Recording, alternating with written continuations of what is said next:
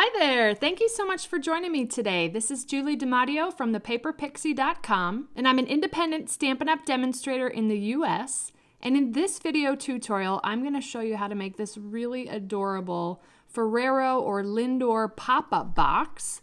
I just love the closure on this box. The interior of this measures 1.5 by 1.5 by 1.5, so it is a perfect fit for Ferrero Rocher or Lindor truffle, or I'm sure any other number of treats or gifts. I think some tea lights will fit in here as well. I do want to give credit to fellow German demonstrator Anna Hoffman from bastelglanz.de. I did convert her measurements but made a few tweaks as I was figuring it out, so I can't wait to show you how fun and easy this is to make. Let's go ahead and get started. I am going to be using some 1/16" increments, so we're going to use the Stampin' trimmer today for all of our scoring. I'm going to start with the box base. This is a piece of shaded spruce cardstock that measures 4 5/8 by 6 5/8. And along the 6 5/8 inch side, I want to score this at 1 9/16, which is 1 tick mark past 1.5,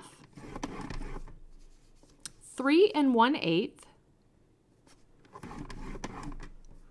4 11/16, which is 1 tick mark before 4 3/4, and then 6 1/4. And then you want to rotate this clockwise, and we're going to first score this at 1 9/16. Again, that is 1 tick mark past 1.5, and then 3 1/8. What you'll find is this top section here is 1/16 inch smaller than the bottom section. So it's very important that that top section is the one that's smaller. That's the one we're going to fold into the box, and by removing that 1/16 of an inch, it makes it much easier to fold it together. So next I'm going to bring in the Designer Series paper, and this measures 2 3/8 by 6 3/8. Now along the 6 3/8 inch side, we're going to score this at 1.5, 3, 4.5, and 6. And then while I have it on the long side, I'm going to make a couple of pencil tick marks. Now what we're doing, let me show you the template really quick. We've just done those vertical score lines, and I want to make tick marks that are going to mark the center point of these sections. So using my pencil, I'm going to line this first up at 3/4. That one's a little bit challenging to see here. So 3/4, just a little pencil mark up there. 2 1/4.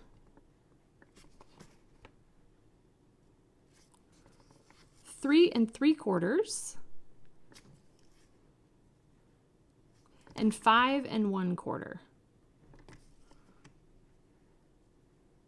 Okay, we've made those tick marks. Now what I want to do is rotate this clockwise, and we're going to score this at 1 9/16. Again, that was 1 tick mark past 1.5.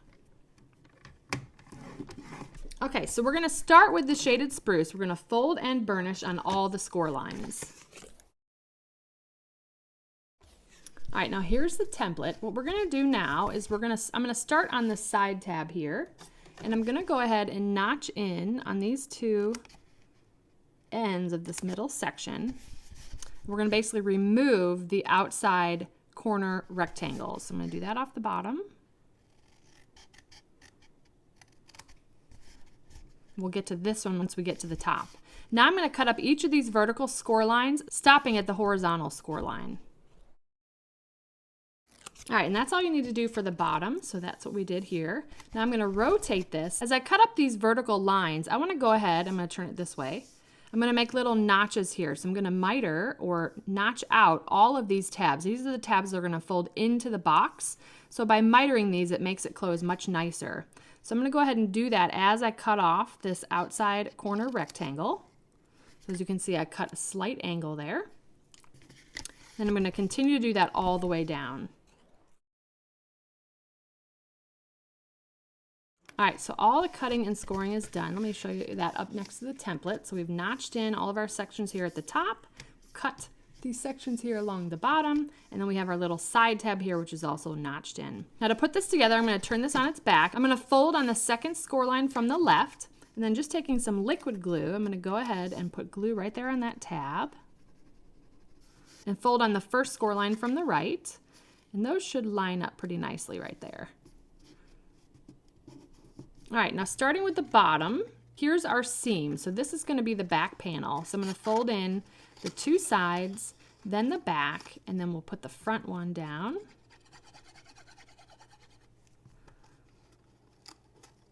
And press that into place. And if you need to, go ahead and close your glue bottle, and then you can use that to press from the inside. All right, so now the last thing we'll do for this box base is we're going to fold in each of these tabs. Does not matter which order you do it in, but just do one at a time. And those should just fold nicely right into the box.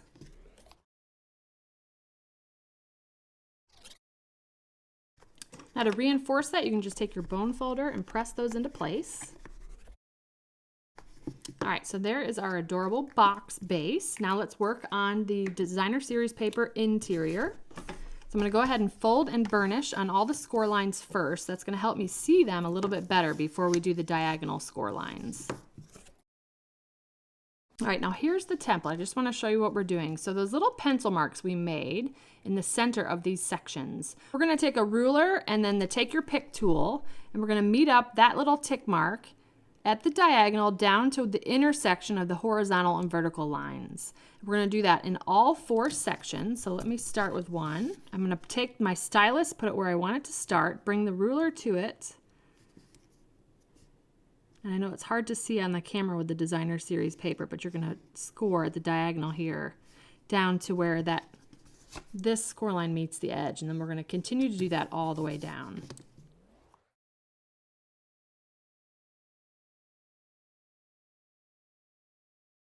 All right, so we've completed those score lines. Now what I'm going to do is just gently fold on those score lines, and we can burnish as we go. But I wanted to show you that here you can pinch those in and then kind of pinch the paper, and then it makes it easier to score too at the same time. We'll just do that all the way down. Okay, so the next thing we're going to do is I'm going to just take my scissors and notch off these 2 ends. This is just on that little side tab. You can see that here in the template. Now what I'm going to do is turn this over, fold on the second score line from the left. With my liquid glue, I'm going to go ahead and put glue on that tab.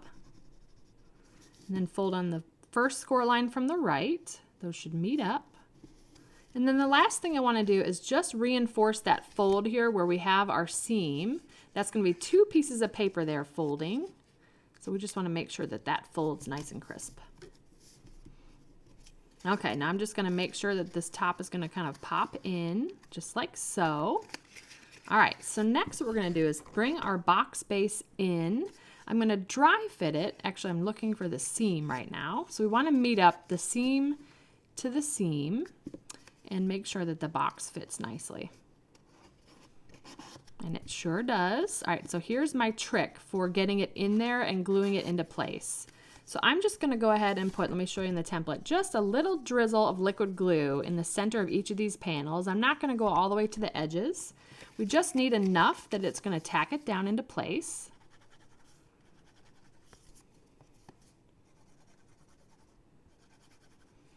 All right, so again, I got to find my seam right there. And then the next thing I do is I just I've got my fingers on all the corners. I'm going to pinch in slightly and then just get that to drop into the box without getting glue everywhere, and then I let it go. Hope that makes sense. And making sure that's pushed all the way down. Now I can come in with my bone folder and press that into place. All right, so that looks like it's staying put. Got our seams lined up, and now I can go ahead and pop this into place. How cute is that? I love it. All right, now I did a little bit of stamping ahead of time. I used the stamp set Takeout Treat and the sentiment Some Christmas Cheer for You. I stamped in Shaded Spruce on Whisper White, so we have that piece here. And then I cut out these 2 pieces using the layering squares framelits, and I used the 2nd and 3rd smallest layering squares. That is a perfect fit for the front of this box. I'm just going to glue those together with some liquid glue. And then we'll pop that on the front. And I'm going to grab one of the clear epoxy droplets from the Frosted and Clear epoxy droplets. I'm going to pick up this size, the larger size, and we're going to pop that right on the front of the box for some extra bling. And then let's go ahead and add our Ferrero Rocher. So because the corners of those boxes fold in, there's just enough space for the Ferrero Rocher and it keeps it from moving around. We'll pop that down and there is our super cute Ferrero or Lindor truffle pop-up box. I love this project. This would be so sweet for the holidays or any occasion.